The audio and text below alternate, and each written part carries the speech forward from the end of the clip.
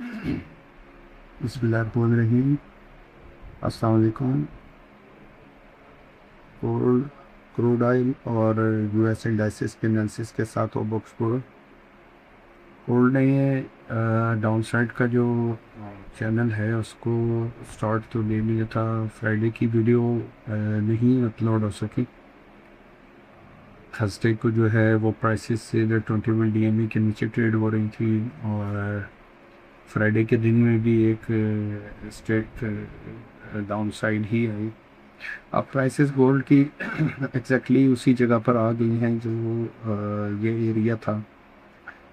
यहाँ पर एक चीज़ नेगेटिव हुई है कि यहाँ पर 4510 के लो लगकर तो मार्केट जो है वो रिबाउंड हो गई थी। आज इस लो को ब्रेक किया है और अल्ट्राडे में जो अभी तक लो लगा है वो 4483 के लो जो है वो लग चुके हैं। तकरीबन 23-23 डॉलर नीचे नया लो लगा है। बट देखने वाली चीज़ ये है कि उस लो के नीचे मार्केट ने सस्टेनिंग किया, फ़ौरन शार्प रिकवरी आई और मार्केट दोबारा जो है 4510 के ऊपर ट्रेड होने लग पड़ी। एक अच्छा रिवर्सल कह सकते हैं बन सकता है। अब करेंटली जो प्राइसेस हैं वो मॉक का जो लोअर बैंड है वहाँ पर ट्रेड होनी शुरू हो गई है और अगर ये प्राइस जैसे ये करंट कैंडल में हाई लगा था तकरीबन 45-55 का और करंटली 45-39 के लेवल पे ट्रेड हो रहा है। ये मॉब की जो रेजिस्टेंस बन रही है ये 45-41 का एरिया, मतलब यहाँ से 2-3 डॉलर का डिफरेंस का है इसके अंदर अभी। अगर गोल्ड के अंदर तेज़ी होनी है तो गोल्ड के प्राइसेस जो हैं वो एटलीस्ट 45-42 के ऊपर जो है वो सस्टेन करें तो ये दोबारा तेज़ी की तरफ जा सकता है। लेकिन जो चीज़ गलत है तेज़ी के लिए और मज़ीद मंदी में जो घुसा सकता है गोल्ड को वो ये डबल टॉप की कंडीशन है कि इन दो कैंडल्स के अंदर दो टॉप लगी लेकिन प्रीवियस कैंडल के टॉप को वो नहीं पकड़ सके। अभी जो करंट 4 आवरली कैंडल की शेप है रनिंग कैंडल है, इसमें तकरीबन 1 मिनट रह गया है ये कैंडल कंप्लीट होने में। तो ये शेप और ये डिज़ाइन जो है ये अच्छा नहीं बन रहा और अब जो चीज़ देखने वाली है वो 45-10 की जगह है कि आया दोबारा गोल्ड की जो प्राइसेस हैं वो 45-10 के एरिया में क्या भी ब्रेक कर गई।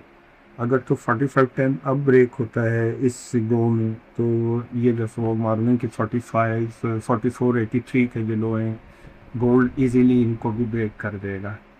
तेज़ी भी काफ़ी दूर चली गई है गोल्ड से और अगर गोल्ड में तेज़ी होनी है तो 45-70 के ऊपर मार्केट प्राइस जो है वो सस्टेन करनी बहुत ज़रूरी है। जब तक ये 45-70 के ऊपर प्राइसेस नहीं ट्रेड होती ट्रेंड रिवर्सल नहीं होगा और जब तक ये और डाउन साइड पे जो ऑब्जर्व करने वाली चीज़ है वो लोअर साइड तकरीबन 45-10 का एरिया है। 45-10 अगर ब्रेक होता है तो इंट्राडे का लो भी ब्रेक होने के बहुत ज़्यादा चांसेस हैं। तो स्ट्रेटजीज में सेल स्ट्रेंथ रखें, जहाँ पे प्राइस बढ़ी हुई नज़र आए बेचें, मार्केट दोबारा जो है आपको नीचे मिलेगी।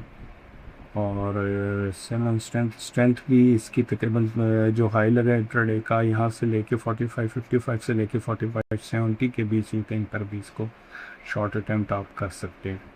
क्रूड ऑयल की बात करें तो क्रूड ऑयल ने अपनी जो बुल रन है उसको कंटिन्यू रखा हुआ है और अब आज इसका काउंटर जो है वो भी एक्सपायर हो रहा है लेकिन प्राइसेस जो हैं वो दोबारा सस्टेन कर गई हैं अपर साइड को और ये एक ट्रेंड लाइन की रेजिस्टेंस थी जिसको पूरे फ्राइडे ही की रात को जो है वो क्रॉस कर लिया था।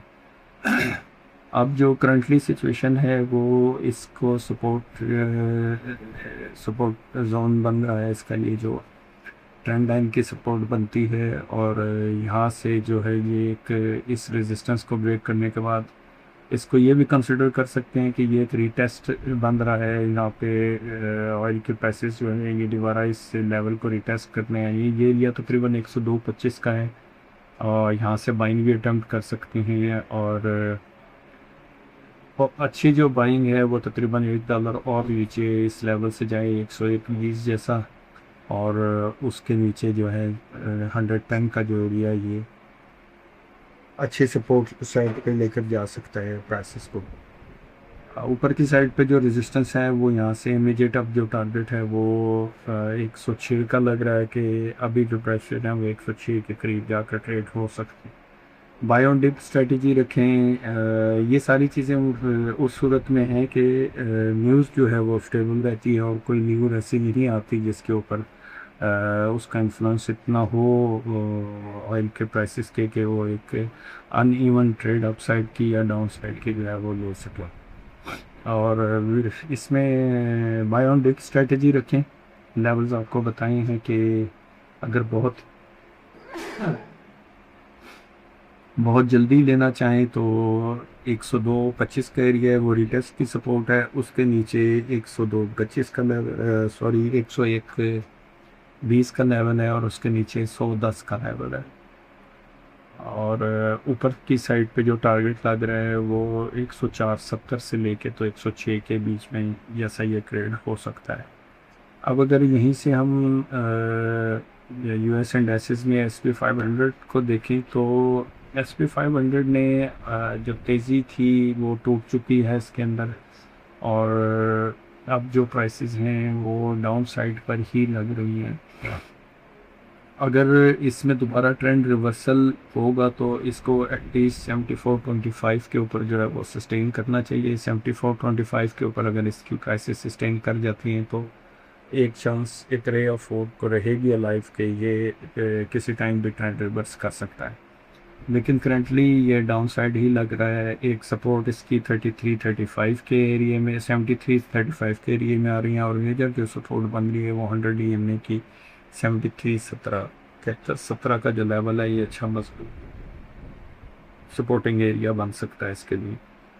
उसके नीचे एक प्रीवियस हाई था यहाँ पर जो ये हाई लगा था और यहाँ से दोबारा कंटिन्यू हो के जो ट्रेंड है वो पॉजिटिव साइड के लिए आता, और वो लेवल भी 7300 पूरे का है।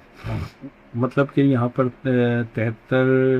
35 से लेके तो 7300 के बीच में जो है वो 3 सपोर्ट्स हैं, तो कहीं से भी ये प्राइसेस की जो है वो रिबाउंड हो सकती है। और अगर 73 का जो एरिया है इसको भी सस्टेन करने में नाकाम रहता है तो बहुत काफ़ी बड़ी मंदी जो है वहाँ से मज़ीद आ सकती है, जो कहीं 71-75 और उसकी एक्सटेंशन जो है 7110 तक बन सकती है। अभी करंटली इसमें सेल ऑन स्ट्रेंथ रखें। जब प्राइसेस आपकी 74-20 तक मिलें, 74-10 तक मिलें तो ज़रूर शॉर्ट अटैम्प्ट करें, और 74-25 के ऊपर अगर प्राइस सस्टेन कर जाए तो अपनी शॉर्ट पोजीशन को सिक्योर करें और वहाँ से लॉन्ग का भी चांस लिया जा सकता है। लेकिन करंटली इसमें ध्यान जो है वो नेगेटिव भी है, सेल ऑन स्ट्रेंथ रख कर इसमें काम किया जा सकता है।